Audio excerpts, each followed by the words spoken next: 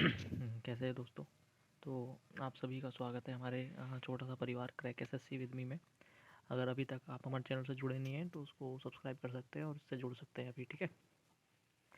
इस वाले वीडियो में हम बात करेंगे कि एसएससी के लिए मैथ्स को कैसे प्रिपेयर करना है, ठीक है। मैथ्स की प्रिपरेशन कैसे करनी है। मेरा नाम पंकज शर्मा है। मैं फ़िलहाल CHSL से पोस्टल असिस्टेंट के पद पे सेलेक्टेड हूँ और इस बार के CGL में JSO के लिए क्वालिफाइड हूँ, ठीक है।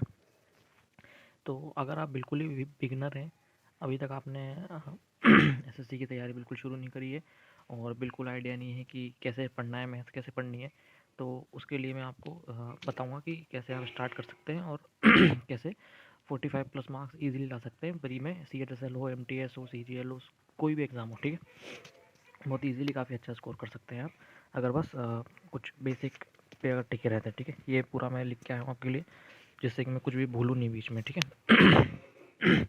थोड़ी सर्दी है मुझे, तो प्लीज़ इसको थोड़ा सा टॉलरेट करना, और अगर कुछ साउंड इशू हो तो प्लीज़ उसको भी टॉलरेट करिए, ठीक है। और ट्राई करना पूरा देखो वीडियो, स्किप ना करो कोई भी पार्ट, ठीक है। तो सबसे पहले मैथ्स का देख लेते हैं। मैथ्स जो है वो 50 नंबर का तो प्री में आता है, फिर 200 नंबर का आपका जो आएगा वो मेंस में आएगा, ठीक है। लगभग टोटल 250 नंबर मैथ्स पे डिपेंडेंट होते हैं एसएससी में, ठीक है। और अगर आप कोई भी एग्ज़ाम दे रहे हो, दूसरे भी जो एग्ज़ाम है जैसे कि फॉरेस्ट गार्ड वगैरह के होते रहते हैं, या फिर और क्लर्क वगैरह के एग्ज़ाम होते हैं, राजस्थान में पटवारी का हो गया, तो वहाँ मैथ्स पूछते ही पूछते हैं। तो अगर आप एसएससी की मैथ्स प्रिपेयर कर लेते हो तो आप फिर किसी भी स्टेट एग्ज़ाम की मैथ, या फिर जहाँ तक कि यूपीएससी की मैथ भी इजीली कर सकते हो, ठीक है। कोई दिक्कत नहीं आती। तो जब आप प्रिपरेशन स्टार्ट करते हो तो आपके पास दो चॉइस रहती है, ठीक है, कि ये भाई मैं कोचिंग करूँ या फिर सेल्फ से पढूँ। तो अगर आप भाई इकोनॉमिकली ठीक हैं और कोचिंग कर सकते हैं, मतलब आपकी मर्ज़ी है करना चाहें तो। मैंने तो कभी कोचिंग करी नहीं, ठीक है, ऐसे रिक्वायरमेंट लगी नहीं। हाँ, लेकिन आप अगर चाहते हैं कि भाई मैं कोचिंग करूँ, आपके पास टाइम है, तो आप बिल्कुल कोचिंग करिए। कोचिंग में मैं नॉर्मली रिकमेंड नहीं करता, लेकिन आप चाहें तो अ, अभिनव शर्मा सर को देख सकते हैं, ठीक है। वो उनके कोर्सेज़ ऑनलाइन मिल जाएँगे आपको, या फिर आभास सैनी सर हैं, वो काफ़ी अच्छा पढ़ाते हैं, ठीक है। उनका आप देख सकते हैं। उनका मैंने काफ़ी सुना है काफ़ी बच्चों से कि उनका भाई काफ़ी बेटर है, और ठीक है, तो ये आपकी चॉइस है। अगर आप खुद से पढ़ रहे हैं, ठीक है, खुद से अगर आपको पढ़ना है तो उसके लिए बता सकता हूँ कि मैं क्योंकि मैं खुद से ही पढ़ा था, कि आप क्या करें कैसे करें, ठीक है। तो सबसे पहले भाई दो चीज़ें होती हैं अगर आप खुद से पढ़ना स्टार्ट करते हैं तो, कि पहले तो भाई आपको कॉन्सेप्ट बिल्डअप करना पड़ेगा। अगर आपका मैथ्स का बैकग्राउंड नहीं है, ठीक है, अगर आपका बैकग्राउंड कोई दूसरा है, आर्ट्स है, कॉमर्स है, कुछ भी है, या फिर मैथ्स भी है लेकिन उतना अच्छा नहीं है, ठीक है, मतलब इतना अच्छा हम नहीं पढ़ते कॉलेजों में। जो बीटेक वाले भी होते हैं उनकी भी मैथ्स ज़रूरी नहीं कि बहुत ही अच्छी हो, ठीक है।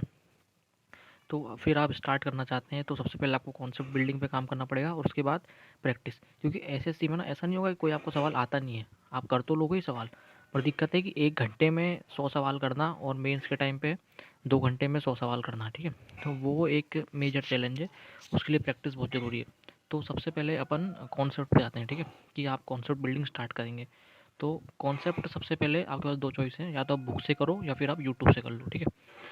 अगर यूट्यूब से कर रहे हैं, आपके अच्छा कनेक्शन है, तो बहुत इजीली कर सकते हैं यूट्यूब से, तो ठीक है।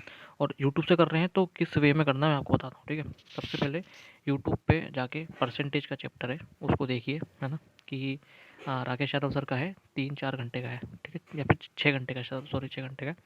वहाँ से आप परसेंटेज पढ़ सकते हैं। उसके बाद तुरंत बाद CI पढ़ लो, ठीक है, वो राकेश यादव सर का अवेलेबल है फ्री में। और उसके तुरंत बाद आप रिमाइंडर थ्योरम पढ़ सकते हैं, उन्हीं का है ना, उन्होंने काफ़ी अच्छा पढ़ाया।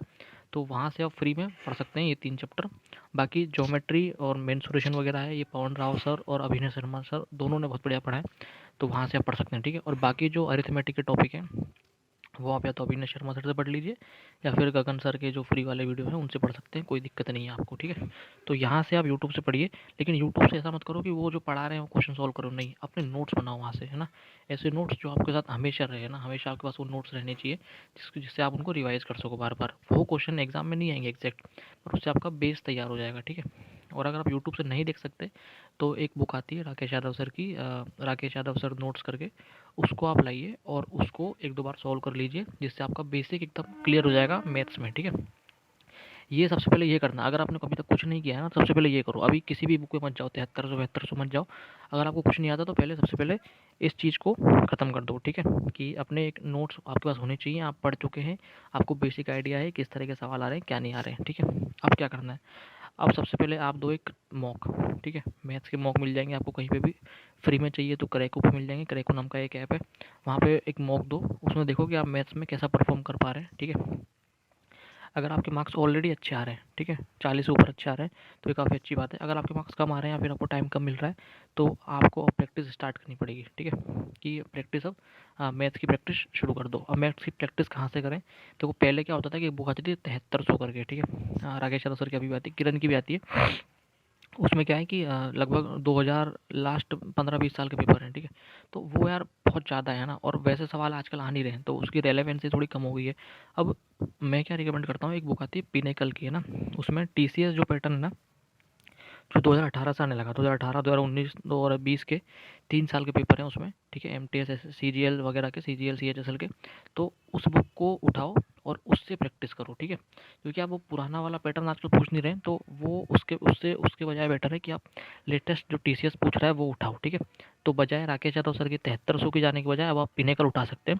मैं यूजुअली पहले राकेश यादव सर की बुक ही रिकमेंड करता था, लेकिन अभी मैंने उस बुक को देखा पिनेकल वाली को, तो मेरे को लगा कि ये बेटर चॉइस है, ठीक है, बजाय उसके। और फिर हाँ, एक मेंस के 2011 से लेकर 2018 के पेपर है, ये आप कर सकते हो, ठीक है?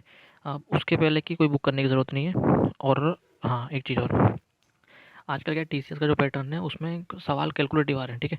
मतलब वही सेम चीज़ रिपीट हो रही है लेकिन अच्छी कैलकुलेशन आ रही है, तो आप कैलकुलेशन से अपना टाइम बचा सकते हैं, जो कि अच्छे सवालों में यूज़ कर पाएंगे, ठीक है? तो डेली 15 मिनट कैलकुलेशन को दो। अब कैलकुलेशन के लिए अलग से कोई ऐप वैप कुछ करने की ज़रूरत नहीं है, ठीक है? सबसे सिंपल क्या करो कि ऐसे लेफ्ट साइड में एक टेबल लिख ली मैंने, है ना? 21, 22, 23 ऐसे लिख लिया, और राइट साइड में लिख दिया 31 से लेके लिख दिया 40 तक, ठीक है? 31, 32, उन्हीं को आपस में क्रॉस मल्टीप्लाई करो, ठीक है? क्रॉस मल्टीप्लाई कर रहे हो, क्रॉस डिवाइड कर दो, इस तरह से रैंडमली आप करते जाओ।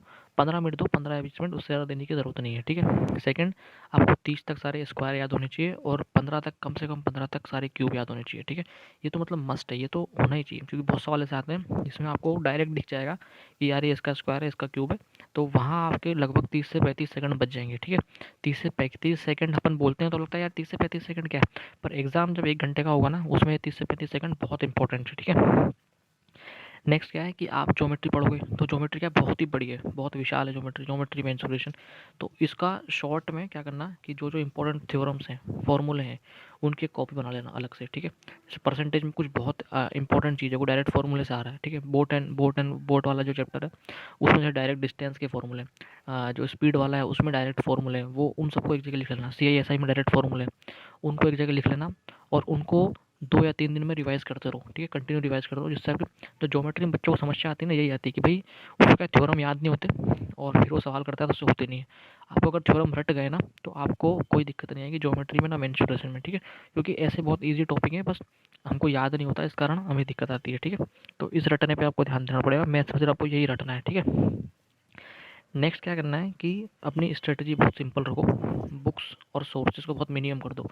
जैसे ही आपके नोट्स बन जाए, उसके बाद आपको यूट्यूब पे जाने की कोई ज़रूरत नहीं है, ठीक है? यूट्यूब से अपना वास्ता वहीं तक था कि हमारे सारे चैप्टर के नोट्स बन गए, बस खत्म। अब आपको क्या करना है, प्रैक्टिस पे ध्यान देना है। प्रैक्टिस में क्या उठाना है, बुक उठानी पिनेकल वाली, ठीक है? और मेंस के 2011 से पेपर उठाने हैं, बस उन्हीं को सॉल्व करना है बार बार बार बार। ऐसा नहीं सोचना कि यार कुछ नया कर लूँ, कुछ नया कर लूँ, या फिर टेलीग्राम पे यार, टेलीग्राम ग्रुप पे बहुत अजीब सा क्वेश्चन आ गया, इसको क्या करूँ? भाई वैसा सवाल एक आएगा है ना, पहली बात आते ही नहीं है फोकट के सवाल। कुछ लोग क्या करते हैं कि फ़ौरन उतर के इधर से उधर उठा के और टेलीग्राम ग्रुप पे डाल दिए, बच्चा परेशान होता रहेगा कि यार ये सवाल तो मेरे से हो ही नहीं रहा, मेरा सिलेक्शन कैसा होगा? अरे भाई पहली बात तो वैसा सवाल आएगा ही नहीं, ठीक है? और आएगा तो 2 या 3 आएंगे, बाकी तो वैसे आएंगे ना जो नॉर्मल हर साल से आ रहे हैं।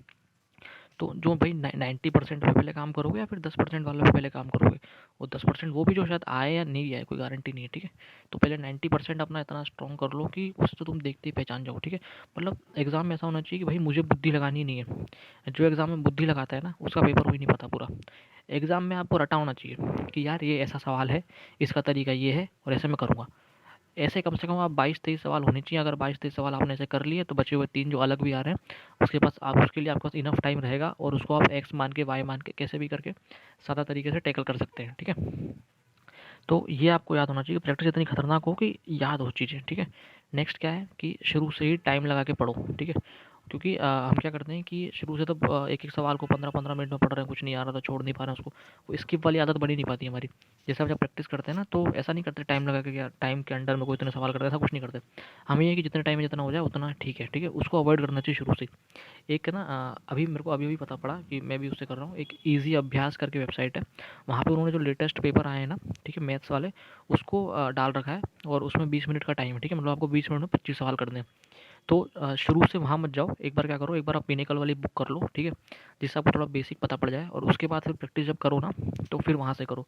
वो ईजी अभ्यास नाम की वेबसाइट है, वहाँ से। उसमें क्या है कि आप एक टाइम के साथ आप 20 मिनट में 25 सवाल करने लगोगे ना, तो आपकी प्रैक्टिस अच्छी हो जाएगी, ठीक है।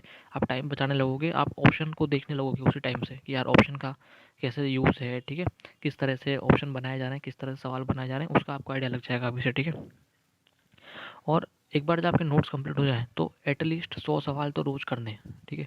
कैसे भी टाइम निकालो, ठीक है, 100 सवाल तो आपको मिनिमम करने ही करने हैं मैथ्स के, ठीक है, कोई से टॉपिक से कर रहे हो, 100 तो मिनिमम करने हैं। जिस अगर आपका ये 100 सवाल नहीं करोगे ना, तो प्रैक्टिस बन नहीं पाएगी और सवाल याद नहीं हो पाएंगे, ठीक है। हम सिर्फ सिर्फ हमारे नोट से काम नहीं चल सकता। हमारा जो नोट्स है वो क्या है कि भाई खाली हमारा एक बेसिक स्ट्रक्चर है कि भाई ये मेरे को ऐसे ऐसे पढ़ना है, लेकिन आपके जो एक्चुअल मार्क्स आएंगे वो आपकी प्रैक्टिस से आएंगे, ठीक है।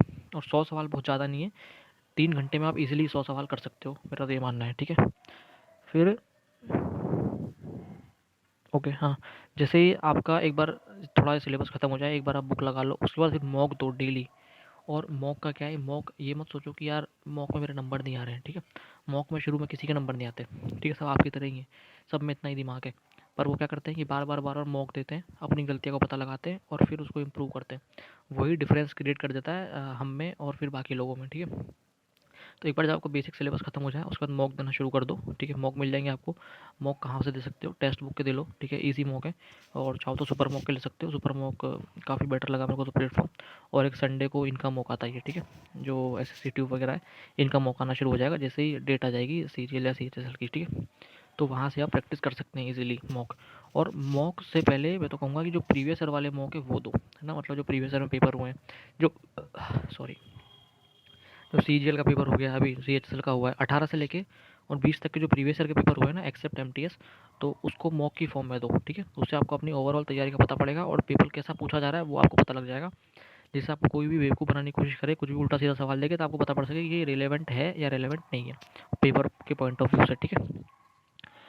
फिर हाँ, एक जब मॉक दो ना, तो क्या करो, मॉक की अलग से कॉपी बनाओ कि भाई ये मैंने मॉक दिया और मेरे इसमें इतने नंबर आए, ठीक है, और मेरे से ये सवाल नहीं हुए। अब जो जो सवाल नहीं हुए, जो जो सवाल गलत हुए ना, उसको तो नोट करो ही करो कि भाई हाँ ये मेरे से गलत हो गया, और ये मेरे से मतलब ये मैं कर नहीं पाया सवाल को, ठीक है। ये मैथ्स के लिए एक अलग से कॉपी बनाओ और उसको नोट करो, ये आपके मेंस में बहुत काम आएगी, ठीक है। और जो सवाल में आपको टाइम लगा ना, कि जैसे कि मतलब 2-2 मिनट, 3-3, ढाई-ढाई मिनट लगा दिया आपने किसी सवाल में, तो उसको भी नोट करो, भले आपने वो कर लिया हो, है ना, क्योंकि इतना टाइम लगना चाहिए किसी भी सवाल में, ठीक है। तो ये आप अभी से स्टार्ट कर दोगे ना शुरू से, तो बाकी लोगों से फिर बहुत आगे निकल जाओगे, ठीक है। ये चीज़ मेरे को बहुत लेट समझ में आई, जिसके कारण मेरे शुरू में कम नंबर रहते थे, ठीक है। तो ये स्टार्टिंग में अगर पकड़ लोगे तो काफ़ी बेटर है आपके लिए, ठीक है। नेक्स्ट, अब मॉक मॉक देते टाइम क्या करना है ना, मॉक देते टाइम क्या ध्यान रखना है, सबसे इंपॉर्टेंट चीज़ वो, ठीक है। एक तो जैसे ही आपको सीआई का क्वेश्चन दिखा, ठीक है, सीआई एवरेज का, और थोड़े पॉइंट वॉइंट दिख रहे हैं, तो स्किप कर दो तुरंत, ठीक है, सोचना ही नहीं, तुरंत स्किप कर दो। सेकंड, अगर आपको लग रहा है कि यार ये सवाल तो मैंने पहली बार पढ़ा है, ठीक है, स्किप कर दो, सोचना ही नहीं। तीसरा, आपको लग रहा है कि यार ये सवाल तो 4 लाइन से पढ़ा है, छोड़ दो, पहली बार में तुरंत छोड़ दो, ठीक है, नेक्स्ट पे जाओ। नेक्स्ट फिर क्या है, हाँ, जो डीआई वाले क्वेश्चन है उन सबको मार्क करो, ठीक है, मार्क फॉर रिव्यू करो और स्किप करो, सेकंड राउंड में करना। डीआई वाले क्वेश्चन कभी भी नहीं छूटने चाहिए, ठीक है, मेरा ये मानना है कि जो डीआई वाले सवाल है उसको कभी नहीं छोड़ना, क्योंकि वो हमारे फ्री के नंबर है। डीआई जो आपको फ्री के नंबर दे के जाएगा, ठीक है, तो उसको मार्क फॉर रिव्यू करो और एंड में जाके अटेम्प्ट करो, ताकि जो एक जैसे सारे डीआई हैं उसको मैं आपको सेम चीज़ बार बार कैलकुलेट नहीं करनी पड़ रही, ठीक है। मतलब आप बार बार करते हो कि पहले डीआई का आ गया तो मैंने सबका टोटल निकाल लिया, फिर अगले डीआई क्वेश्चन आया, फिर मैंने वही किया, तो उससे टाइम बहुत वेस्ट होता है। तो एक साथ डीआई के सारे सवाल करो, ठीक है, ये आपका बहुत टाइम बचाएगा। आपको ना मॉक में कुछ भी करके मैथ्स के 25 सवाल देखने ही देखने, ऐसा नहीं होना चाहिए यार मैं 17 सवाल ही देख पाया और बाकी के 8 आसान थे तो मेरे से छूट गए, नहीं, वो आपका कोई सुनेगा नहीं, ठीक है। तो आपको देखने तो सारे सवाल ही चाहे, इसलिए आपको स्किप करना बहुत ज़रूरी है। मॉक की प्रैक्टिस इसलिए इंपॉर्टेंट है कि यार कुछ सवाल अगर शुरू में 4 सवाल भी अगर मेरे टफ आ गए, तो मेरे को छोड़ के निकल जाना और बाकी के 21 करने हैं, ठीक है, क्योंकि वो आपके टफ है तो सबके लिए टफ होंगे। अब सबके लिए टफ होंगे तो नॉर्मलाइजेशन में मार्क्स बढ़ जाएंगे अपने आप, तो उसकी टेंशन लेनी नहीं है, ठीक है। जो स्किप करना है वो स्किप करिए, और जो इजी सवाल है उन पर अटेम्प्ट करिए, ठीक है। नेक्स्ट, हाँ, बुक्स कम रखिए। ऐसा मत करिए कि 100 बुक ले आए, इसकी बुक ले आए, उसकी बुक ले आए, इस टीचर की बुक ले आए, उस टीचर की बुक ले आए, नहीं, उसकी ज़रूरत नहीं है। ठीक है, आपके नोट्स और आपकी जो प्रीवियस ईयर प्रैक्टिस की बुक है, बस आपके पास 2 बुक होनी चाहिए, उसके अलावा किसी बुक की ज़रूरत नहीं है। ठीक है, किसी टीचर के अलग से किसी चीज़ की ज़रूरत नहीं है, किसी टीचर के अलग से नोट्स की ज़रूरत नहीं, नहीं। आपके जो अपने नोट्स हैं वो मोर देन इनफ है। अपने नोट्स से भरोसा रखिए, अपने आप पे भरोसा रखिए, और जो प्रैक्टिस है, प्रैक्टिस कर रहे हैं उस पे, वो सबसे ज़रूरी है। ठीक है, प्रैक्टिस करिए। ठीक है, अगर आपको लग रहा है कि यार ये एक तो ना, सबसे क्या है कि 10 टेलीग्राम ग्रुप में मत जुड़ो। ठीक है, 1 या 2 टेलीग्राम ग्रुप में जुड़ो। ठीक है, जहाँ वो भी इसलिए कि अगर मुझे किसी सवाल में दिक्कत है तो उसको मैं भेजूँगा, उसका अगर वहाँ सॉल्यूशन आया, अगर मुझे लगा कि भाई सॉल्यूशन ठीक है, तो मैं लिख लूँगा सॉल्यूशन को, बस। ग्रुप से आपका इतना ही तालमेल होना चाहिए, बाकी आपको कोई लेना देना नहीं ग्रुप में क्या पंचायत हो रही है। ठीक है, ये सिंपल सा फंडा है, क्योंकि ग्रुप में मोस्टली टाइम पास होता रहता है, और उसको अवॉइड करिए। ठीक है, ग्रुप को मोस्टली टेलीग्राम पे है तो आर्काइव में रखिए, जिससे आपको दिखे ही ना। पहली बात तो वो आपको तभी नज़र आए ग्रुप जब आपको खुद को ज़रूरत हो। ठीक है, मेरा तो ये मानना है, बाकी इसमें आपकी पर्सनल चॉइस है। ठीक है, एक जब सवाल आता है, ठीक है, तो हम क्या करते हैं, उसको मन में करने की कोशिश करते हैं कि अरे टाइम बचा लूँगा, है ना। जैसे मॉक में कोई सवाल चल रहा है हमारे कंप्यूटर स्क्रीन पे, हम सोचते हैं अरे मन में ही कर लूँगा इसको, तो मल्टीपल गुणा मन में कर लूँगा, नहीं। ट्राई करो कि तुम उस चीज़ को रिटर्न राइट में करो। क्या, क्योंकि ना जो ईजी चीज़ है वो तो फटाफट हो जाएगी, लेकिन थोड़ा भी अगर डिफिकल्ट सा है तो आपको क्या, अगर कैलकुलेट नहीं कर पा रहे हैं तो दिमाग में प्रेशर सा आता है, तो फिर आपका दिमाग स्लो सा हो जाता है फिर एकदम। ठीक है, तो अगर उसी चीज़ को आप लिख के करोगे ना कॉपी में, तो भले ही आपको 2 या 3 सेकंड ज़्यादा लगेंगे, लेकिन उसका आंसर आ जाएगा। और जब आंसर आ जाएगा तो फिर आदमी थोड़ा काम काम फील करता है ना, और जब काम फील करता है तो उसके आगे वाले सवाल काफ़ी अच्छे से हो जाते हैं। ठीक है, नेक्स्ट है, हाँ, एक ना ये क्या है कि कुछ यूट्यूब पे वीडियो आते हैं। ठीक है, वो पर्सनल गेन्स जो भी है उनका, ठीक है, सिस्टम, मेरे को फालतू कमेंट नहीं करना। तो उसमें से बहुत ट्रिक बताते हैं कि ये ऐसे ट्रिक कर लो, इसको वैसे घुमा लो, इसको यहाँ पे ऐसे कर लो। यार आप खुद सोचो, अगर आप 1 घंटे में, ठीक है, लास्ट के आपका पेपर ठीक आ गया ना, और आपके पास 25 मिनट है मैथ्स के लिए, तो ट्रिक लगा पाओगे क्या? मतलब इतना प्रेशर होता है एक तो आदमी के ऊपर उस दिन कि भाई मेरे को आज परफॉर्म करना है, साल भर में घिसा हूँ, तो आदमी सोच पाता है क्या ट्रिक व्रिक? नहीं। जो जेन्युइनली ट्रिक्स हैं किसी स्पेसिफिक क्वेश्चंस के लिए, ठीक है, कि जैसे कि कुछ फॉर्मूले वाली ट्रिक्स हो गई, ठीक है, या फिर ट्रेन स्पीड में कुछ फिक्स क्वेश्चंस के लिए ट्रिक है, तो परसेंटेज में कुछ फिक्स क्वेश्चंस के लिए ट्रिक हैं, तो उसको ज़रूर करिए। लेकिन आपको किसी स्पेसिफिक एक एक ही क्वेश्चन आया है वैसा, और उसके लिए अगर कोई बता रहा है कि ये कर लो वो कर लो, तो वो पॉसिबल नहीं हो पाता। ठीक है, शिफ्टिंग लगा लो, और ये एक्चुअल एग्ज़ाम में चल नहीं पाती चीज़ें। ठीक है, हमें खाली लगता है कि यार यार वाह मज़ा आ गया, ये तो गजब का सॉल्यूशन है, लेकिन ये सॉल्यूशन भाई जिस भी टीचर ने दिया है उसने काफ़ी सोचा है इस चीज़ के पीछे, काफ़ी रिसर्च करी है, तब जाके वो सॉल्यूशन दे पाया है। ठीक है, अगर आप उसी सॉल्यूशन को हर जगह चिपकाने की कोशिश करोगे तो हो ही नहीं पाएगा वो, क्योंकि इसमें सोचना पड़ता है। एग्ज़ाम में आपको सोचना तो है ही नहीं, सीधी सी बात ये है, एग्ज़ाम आपको सीधा परफॉर्म करना है, और वो तभी हो सकता है जब आपने बहुत खतरनाक प्रैक्टिस करी हो। ठीक है, तो ट्रिक्स व्रिक्स पे टू मच डिपेंडेंट मत होइए, अपने बेसिक स्ट्रॉन्ग रखिए, और जो बेसिक तरीका है ना एक्स मान के करने का, उस पर रहिए। ठीक है, कुछ भी नया सवाल मिलता है तो एक्स मान के मैं तो बोलता हूँ कर देना चाहिए, उससे बजाय कम टाइम लगता है अपन ट्रिक्स व्रिक्स का सोचते हैं उससे, तो ठीक है। हाँ, ये मेरा मानना है। हाँ, वही, मतलब आप नॉर्मली ट्रिक्स यूज़ कर नहीं पाते एक्चुअल एग्ज़ाम में। जो कुछ ट्रिक्स वगैरह हैं, स्पेसिफिक मेथड हैं, वही यूज़ कर पाते हैं, और उस पे टू मच डिपेंड मत होइए। ठीक है, नेक्स्ट क्या है, कुछ इंपॉर्टेंट टेक्निक्स लाइक है ना डिजिटल सम, यूनिट डिजिट, ये आप सीखिए। ये आप जब क्वेश्चन मार्क करेंगे ना तब आपके काम आएगा। जैसे बहुत बार क्या होता है कि कोई ऑप्शन है ना, उसमें चारों ऑप्शन में लास्ट का डिजिट अलग अलग अलग है, तो उस आप जब सॉल्व कर रहे होंगे तो आप सिर्फ लास्ट का डिजिट कैलकुलेट करिए, आपको दिख गया कि ये तो कुछ ये आ रहा है, तो टिक करके आगे निकल जाइए, तो उससे आपके 20-25 सेकंड बच जाते हैं। ठीक है, एक कॉन्सेप्ट होता है डिजिटल सम का, तो वो आप सीख लीजिए, किसी भी वीडियो को देख लीजिए, कोई भी टीचर रिकमेंड करता हूँ, सबने अच्छा पढ़ा रखा है। ठीक है, वहाँ से आप देखिए डिजिटल सम कैसे यूज़ कर रहे हैं, उसको आप क्वेश्चन में यूज़ कर पाएंगे, तो वो कई बार टाइम बचा लेता है हमारा। ठीक है, नेक्स्ट, जब आपका ये सब हो जाए ना, फिर डेली का टारगेट बनाओ कि मेरा आज का टारगेट ये है, मेरे को इतने इस वाले चैप्टर के इतने सवाल करने हैं, ये मॉक देना है, उसको इतनी देर में एनालाइज करना है, और उसको पूरा करो। ठीक है, घंटे मत गिना करो कि आज इतने घंटे पढ़ लिया, आज इतने घंटे पढ़ लिया, घंटे पढ़ने से कुछ नहीं होता। ठीक है, अपने टारगेट्स अचीव होने चाहिए। ठीक है, आप बाकी आप दिन में क्या कर रहे हो उससे किसी को लेना देना नहीं है। ठीक है, खुद के प्रति ईमानदार रहो, किसी को दिखाने के लिए मत पढ़ो, सबसे इंपॉर्टेंट ये है। तो अपने टारगेट्स अगर आप डेली अचीव कर रहे हो तो कोई दिक्कत नहीं है। ठीक है, और एक अपने नोट्स को ना ज़रूर रिवाइज़ करो, एटलीस्ट हफ्ते में 2 बार तो पढ़ ही लो, क्योंकि वही आपकी चीज़, आपकी बेसिक है, वो आपको एकदम याद होनी चाहिए। और जो आपके फार्मूला वाला जो सिस्टम है ना, जो आपने फार्मूला लिखे हैं अलग से, उनको रिवाइज़ करो। ठीक है, टाइम टू टाइम रिवाइज़ करते रहो, जिससे आपको चीज़ें याद रहें और आप एग्ज़ाम में आपको इतना सोचना नहीं पड़े। ठीक है, एक कि अगर आपके पास फ्री टाइम है तो अड्डा वगैरह पे क्विज़ दे सकते हो, ठीक है। ग्रेडअप पे भी आते हैं क्विज़ विज़, तो वहाँ पे आप क्विज़ दे लीजिए। क्विज़ की फॉर्म में दोगे तो उससे क्या टाइम लिमिट बनी रहती है, और तो कोई टेंशन है नहीं, ठीक है। तो इतनी सी चीज़ है, इसको आप रेगुलरली अगर फॉलो कर लो ना तो ये मोर देन इनफ है, ठीक है। और नई बात क्या है कि ये इसके अलावा ना कोई आपको कोई नई चीज़ बताएगा भी नहीं, ठीक है। सब यही बोलेंगे कि ये कर लो, वो कर लो, वो कर लो, पर टोटल चीज़ यही है कि ये एक बार अपना प्लान बना लो कि मेरे को करना है, ठीक है। उसकी स्ट्रेटजी बना लो शुरू में, और उसके बाद उस पर काम कर जाओ। बार बार डेविएट मत हो कि यार अभी सामने वाला कुछ और बोल रहा है, सामने वाला कुछ और बोल रहा है, तो इसलिए डेविएट नहीं होना है, ठीक है। तो अपनी स्ट्रेटजी पे फिक्स रहो, ठीक है। अगर आपके नंबर आने लग रहे हैं तो उस स्ट्रेटजी पे बने रहो, ठीक है। और ज़रूरी नहीं है कि ये स्ट्रेटजी आपके शेड्यूल में फिक्स हो, इसमें से जो भी आपको इंपॉर्टेंट लग रहा है, ठीक है, वो आप निकाल के अपने साथ फिट कर सकते हैं, ठीक है। हम आगे क्या करेंगे कि अभी मेंस के लिए भी स्ट्रेटजी लाएंगे, और मॉक्स में आपके नंबर नहीं आ रहे हैं उसके लिए क्या करना है। तो मेरे को पता है ना क्या दिक्कत आती है भाई, क्योंकि हम खुद स्टूडेंट हैं, हम झेल चुके हैं। तो हम जब खुद ने परेशानी अपनी है तो वही बताएंगे ना उसका सोल्यूशन क्या है, क्योंकि जो एक को परेशानी आती है वो लगभग सभी को आती ही आती है, ठीक है। तो अपन तो ट्राई करेंगे, बताएं। और जो मैं आपको बता रहा हूँ ना, कोचिंग वोचिंग, भाई मेरे को तो एक पैसा नहीं मिलता किसी से, ठीक है। तो ऐसा मत समझना कि यार कोई हमको अपन को कुछ पैसे दे रहा है इसलिए अपन उनका नाम ले रहे हैं, ठीक है। अपने को जानते हैं कितने लोग हैं यार, कितने से व्यू आते हैं अपने पे, तो अपन फोकट झूठ बोलेंगे ही नहीं, ठीक है, कि भाई इससे इससे पढ़ो, क्योंकि अपना कोई पर्सनल गेन हो नहीं रहा वहाँ से, ठीक है। मेरे को जो लगता है कि हाँ ये चीज़ अच्छी है और इससे एक्चुअल में फ़ायदा मिल सकता है, उसको मैं बताता हूँ, ठीक है। बाकी मेरा कोई लेना देना नहीं किसी से भी।